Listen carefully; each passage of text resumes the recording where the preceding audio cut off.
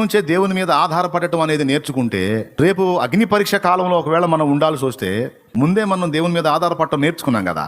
ఏ మనుషుల వైపు చూడలేదు, ఏ మనుషుల దయను కోరలేదు, ఎవడో హెల్ప్ చేస్తాడు, ఎవడో వస్తాడు, ఏదో చేస్తాడని ఎవరి మీద మనం నిరీక్షణ పెట్టుకోలేదు, ఆశ పెట్టుకోలేదు. నాకైతే నేను ఫస్ట్ నుంచి నా ప్రయాణం అదే, ఈ పూటకు కూడా అదే, ఈ రోజు కూడా అదే. ఏదన్నా బాగా గట్టి జటిలమైందంటే పోయి కూర్చుంటా.